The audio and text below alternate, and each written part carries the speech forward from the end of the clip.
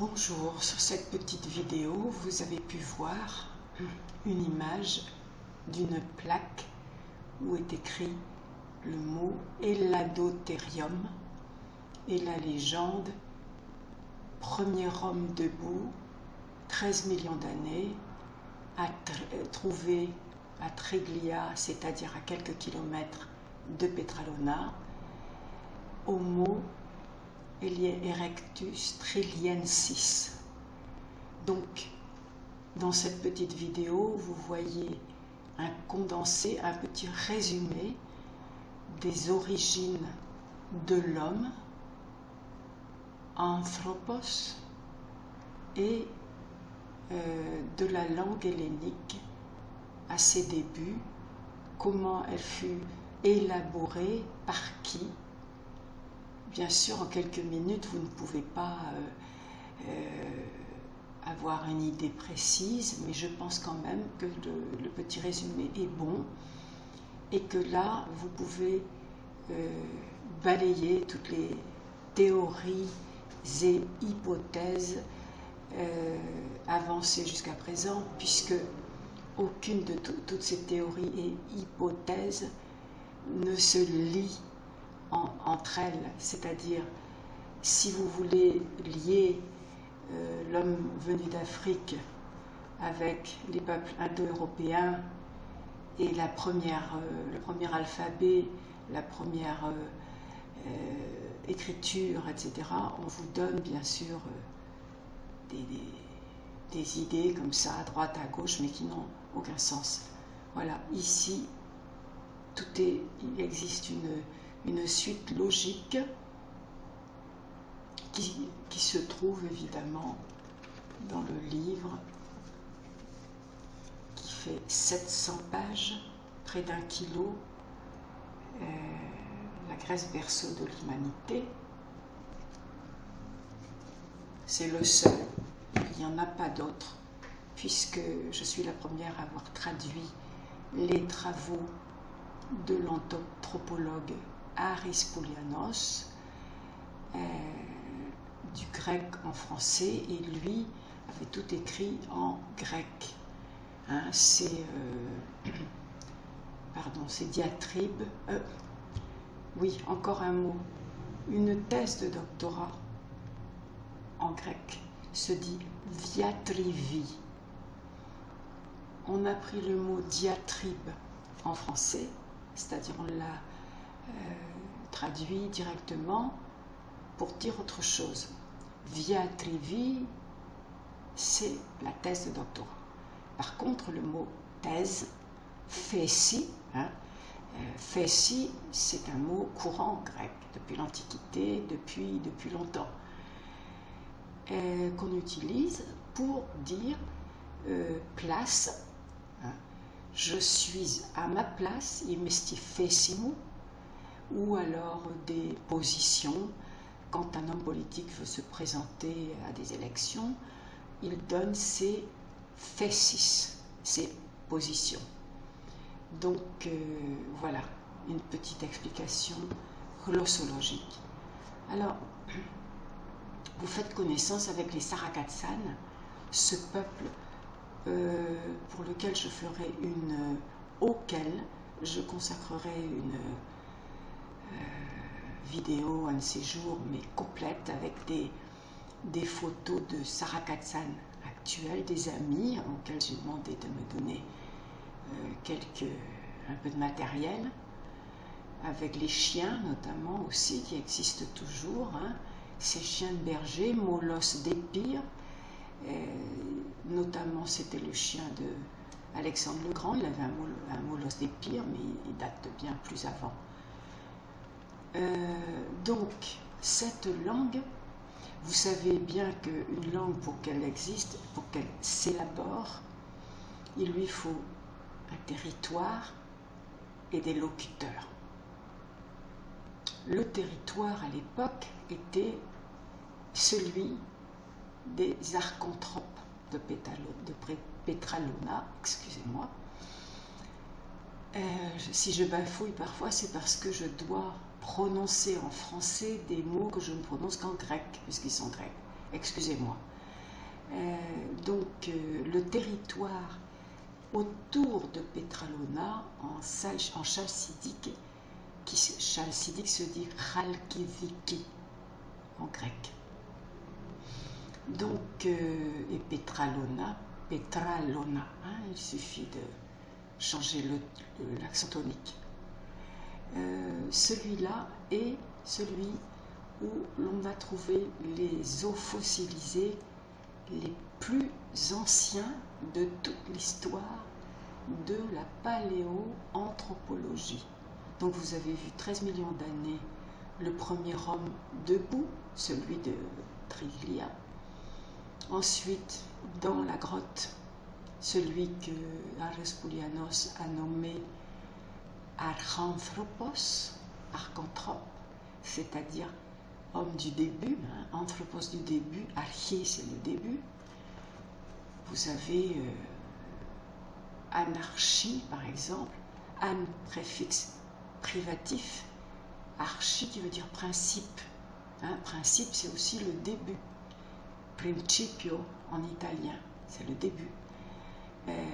Donc sans principe, sans début, anarchie, et bien d'autres exemples encore. Donc c'est le début de l'Homo sapiens, l'Archanthropos. Entre-temps, entre 13 millions d'années jusqu'à maintenant, l'Homo erectus triliensis s'est répandu partout dans le monde. Et ensuite, nous avons eu ici sur ce territoire notre archanthrope.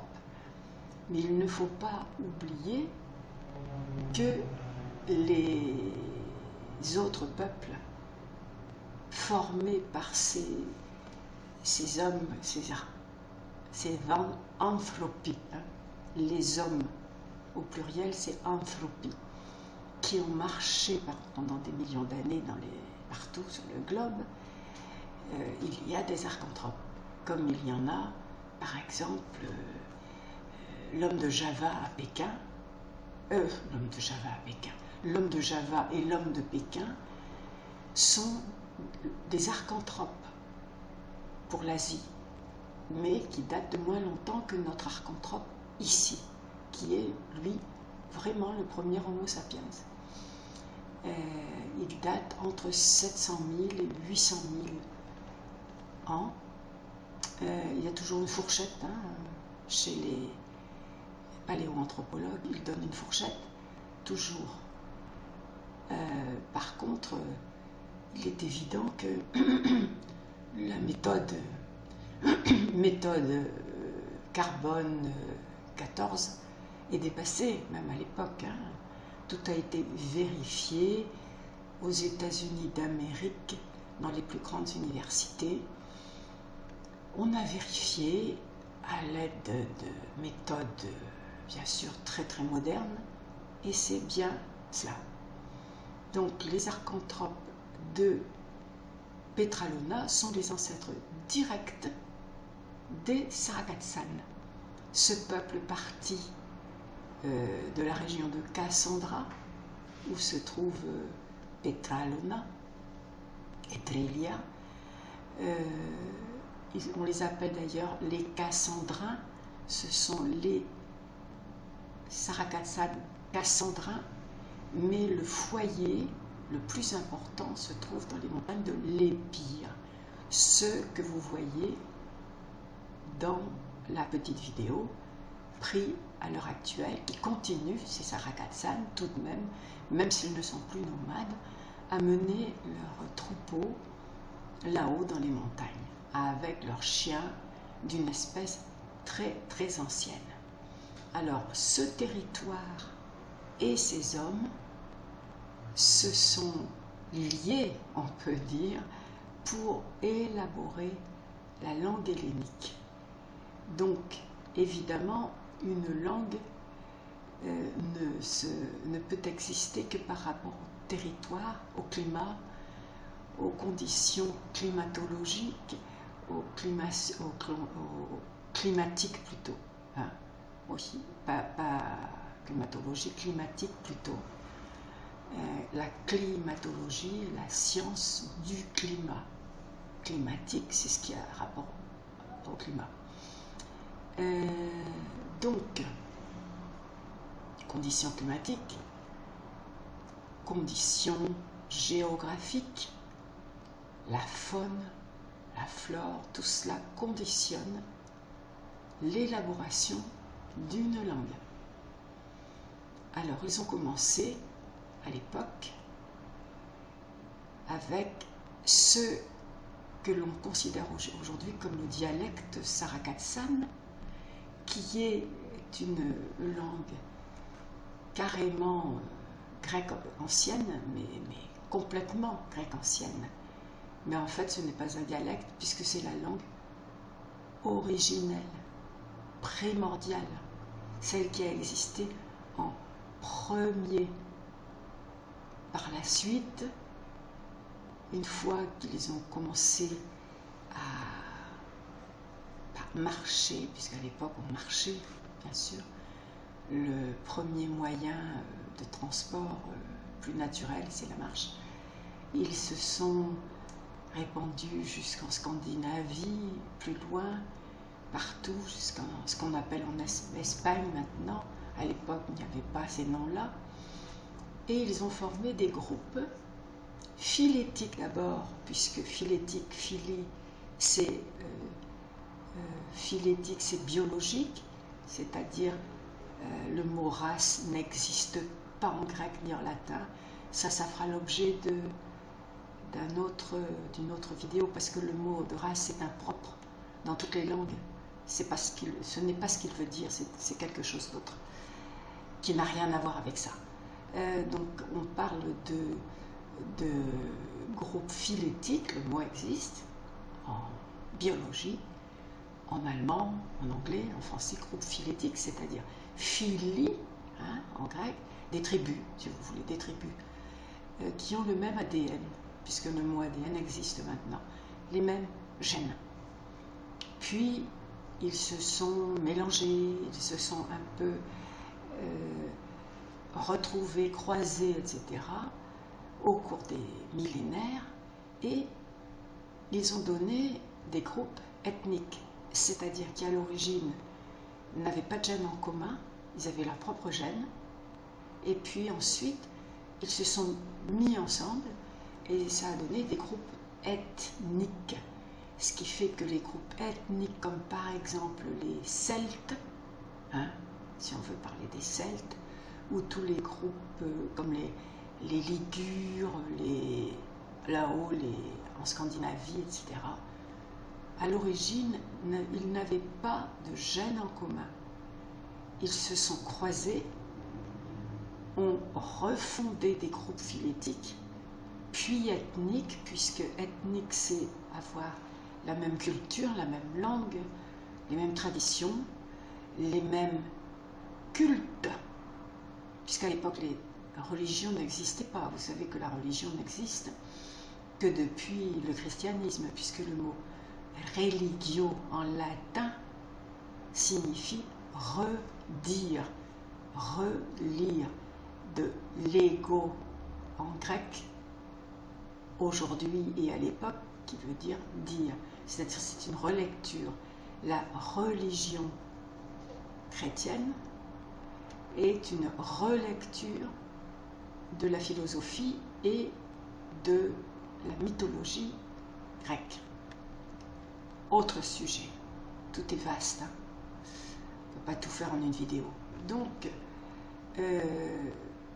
nous avons ces Sarakatsan qui, eux, par contre, et je le dis au milieu de la vidéo à peu près, vers la fin, les Sarakatsan sont endogamiques. Depuis en gros 40 000 ans, ils ont élaboré cette langue. Pourquoi ont-ils pu le faire? Parce qu'ils sont restés dans les mêmes montagnes éloignées de quelques centaines de kilomètres, c'est très peu, ils ont fait la même chose, le même métier, berger, avec la transhumance. Ils avaient les flûtes de Pan, hein, ce sont eux qui avaient les premiers flûtes de Pan, des danses, et puis une joie de vivre et une organisation sociale extraordinaire. Mariage endogamique. Endogamique signifie ramos, c'est le mariage, aujourd'hui aussi. C'est toujours la même chose. C'est pas à l'époque un autre mot, non, ramos c'est le mariage. Endo c'est intérieur. Quand vous faites une endoscopie, c'est qu'on vous regarde de l'intérieur. Endogamie, donc c'est préserver la tribu, le groupe phylétique, le perpétuer jusqu'à aujourd'hui. Et ethnique également, puisque les habitudes, les traditions et la langue. Cette langue qui remonte au minimum jusqu'à 40 000 ans, d'après le professeur Ares qui a écrit un livre dont j'ai traduit plusieurs extraits pour mon livre La Grèce perso de l'humanité, a pu remonter jusqu'à au minimum 40 000 ans. Grâce à ses anthropométries, quand il mesure l'anthropos, le Sarakatsana, il se rend compte des mots et du langage qu'il pouvait avoir. Donc, il décrivait tout ce qu'il voyait, tout ce qu'il ressentait, tout ce qu'il faisait, etc. Alors ça, la langue hellénique, c'est la langue primordiale en Europe. La première. Ses racines se trouvent donc chez les Sarakatsans qui parlent encore comme à l'époque. Ils n'ont pas changé. On peut, moi, modestement, je peux comprendre quelques mots quand je les vois écrits, hein, surtout. Bien sûr qu'on peut, puisque c'est le grec ancien, c'est l'origine du grec ancien. Mais tout de même, là, c'est la langue pure, alors que aujourd'hui, on considère ça comme un dialecte, ici. Sauf quelques initiés qui savent que ce n'est pas un dialecte, comme le professeur Arespoulianos. À la fin, j'évoque Homère qui parle de la feta dans ses chants épiques. Par contre, le mot de feta n'existe que depuis le XVIIe siècle ici. Au XVIIe siècle, comme depuis 2000 ans, la Grèce n'est plus la Grèce. Hein, c'est un protectorat chrétien, d'abord romain et ensuite chrétien. Elle a perdu ses racines, si l'on peut dire. Mais il existe quelques milliers encore d'Hellènes qui essayent de faire remonter tout cela à la surface. Et le mot de feta, au XVIIe siècle, à une époque où il y avait une occupation italienne, vénitienne, dans certaines îles de la mer Ionienne, il y avait l'italien, on parlait de l'italien, et en italien, comme vous le savez peut-être si vous parlez italien, le mot fetta, una fettina, une petite tranche, fetta, c'est une tranche. Et comme ce fromage-là se coupe en tranches, depuis les origines, on l'a appelé feta. Par contre, à l'époque, le mot tiri, qui veut dire fromage, était utilisé par les Sarakatsans. Un fromage, c'était le seul. Ils étaient tout seuls. Ils n'avaient que les brebis pour se nourrir, leur lait, et donc ils faisaient ce fromage qui existe depuis l'époque. Tiri. Il existe des mots en français qui viennent de tiri.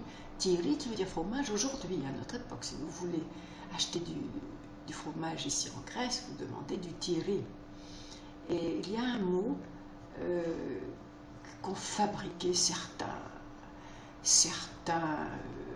Français un petit peu allumés pour dire qu'ils collectionnent les étiquettes des camemberts. Vous savez, ces étiquettes rondes. Ils ont mis le mot tiri dedans. Donc voilà, la feta dont parle Homère, bien entendu. J'y fais référence dans mon livre également. Je ne laisse rien au hasard. Pourquoi parler de tout cela? Parce qu'à notre époque d'illettrisme, d'inculture, de multiculturalisme, nous sommes en train de perdre nos origines et nos racines par cela même. Donc, cela ne coûte rien d'apprendre. C'est la seule chose qui est gratuite à notre époque, apprendre. On dit en grec ignosi ine dynami. Gnosi, c'est connaissance, ine et dynami, force. La connaissance et la force. Donc, il est temps que tout le monde connaisse les véritables origines de notre non pas civilisation, puisqu'il ne s'agit pas de civilisation, mais de nos peuples européens. L'origine biologique. Pourquoi nous sommes blancs? Parce que nous venons d'Europe. Comme les Africains sont noirs, parce qu'ils viennent d'Afrique. Les Chinois, certains Asiatiques, ont les yeux bridés parce ils sont nés en Asie et que leurs origines biologiques sont asiatiques. Voilà. Il est temps que tout le monde connaisse la vérité et cesser de croire aux balivernes qu'on vous raconte des Indo-Européens, des hommes noirs, africains, qui sont devenus blancs en arrivant ici. Bon, il faut devenir sérieux à un moment donné. Voilà exactement donc l'histoire. Et je trouve que c'est une belle histoire et que chacun doit être fier de connaître pour éventuellement la répéter avec preuves scientifiques à l'appui. Je vous souhaite un bon solstice d'été.